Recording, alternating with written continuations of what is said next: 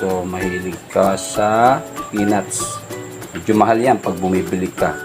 20 pesos niyan ay maliit lang na supot. Fried ka lang ng bawang. 120 lang ang kilo ng peanuts. Native, tsaka itong Taiwan. Cook mo lang sa medium fire ng 14-13 minutes. Presto na yan. Ang native ay i-prito lang ng 12-13 minutes sa medium fire. Add a little salt.